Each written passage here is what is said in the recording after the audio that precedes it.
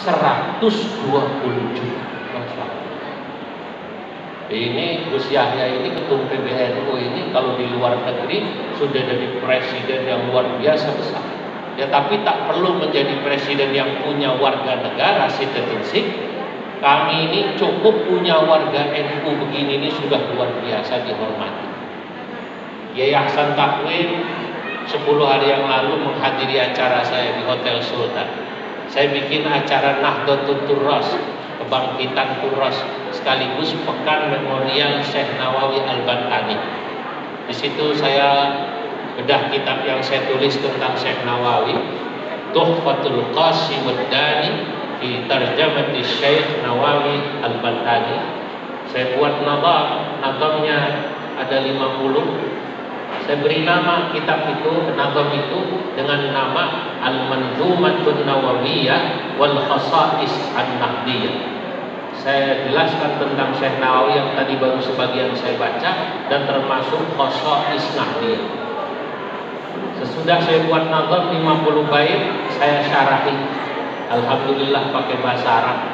Dulu saya belajar bahasa Arabnya sama Ki Hasan Takwin di madrasah. Cuman beliau ke Mesir, saya nggak kemana-mana. Beliau belajarnya di Timur Tengah, saya belajarnya di tengah-tengah. Di tengah-tengah masyarakat, di tengah-tengah guru-guru saya di PBNU. Karena saya diajak guru saya, Allah Yarham Basahal, tahun 2010, langsung di PBNU diminta menjadi ketua lembaga Bahsul Masail.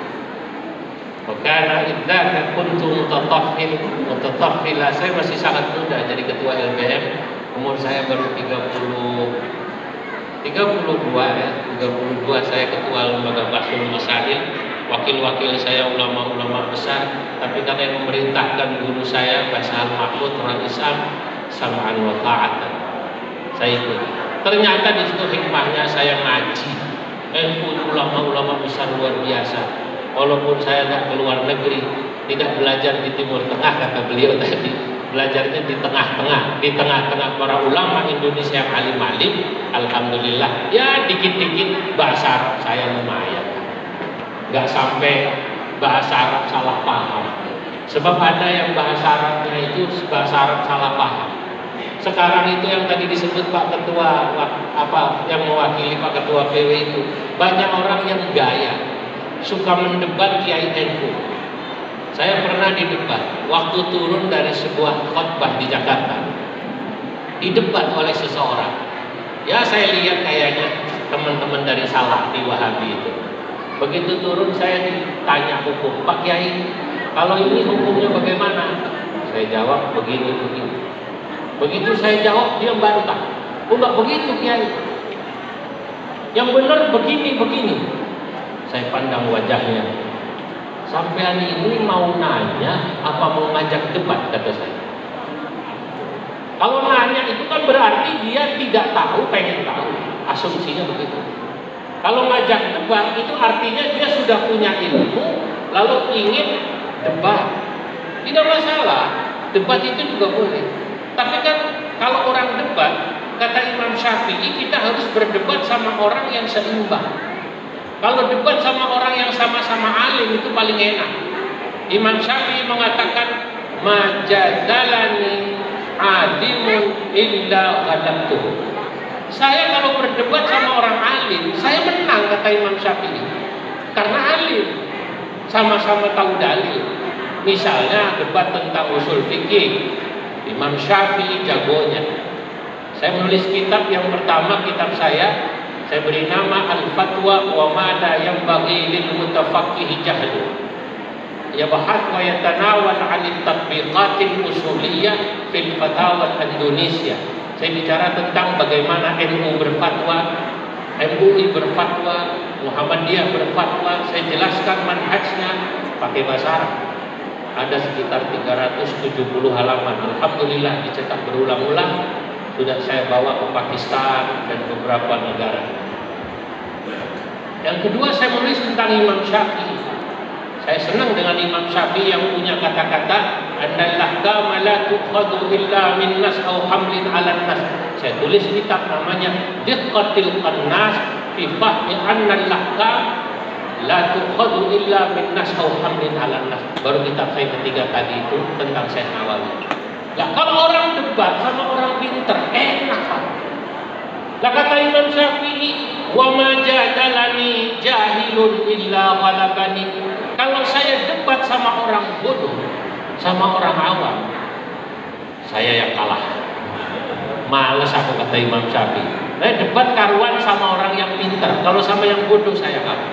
Nah, Bapak ini saya tanya, Bapak ini ngajak debat saya, mohon maaf saya mau tanya, bahasa Arab ngerti apa enggak? Ya dikit-dikit bisa Pak. Marhaban ahlan wa sahlan. Nah, kalau marhaban ahlan wa sahlan muslimat jagonya.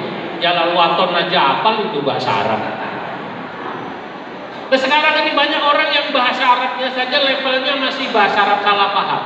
Bagaimana bahasa Arab salah paham Pak Wabun, Pak Wakil Bupati? Dia ngomong bahasa Arab salah, untungnya yang dengar paham, gitu loh. Contoh. Ibu-ibu yang sudah haji muslimat kalau pergi haji di Mekah, atau bapak-bapak yang sudah haji atau umroh, kita keluar dari Masjidil Haram, Masjid Nabawi, biasanya ditawari kalau ibu-ibu kudungan, kalau bapak-bapak tasbih. Haji, khamsa riyal, tasbihnya 5 riyal. Sorban khamsa riyal, 5 riyal. Ibu-ibu hajjah Siti Rahmah, khamsa riyal. Ditawari kudungan 5 riyal. Orang Indonesia itu mau nawar.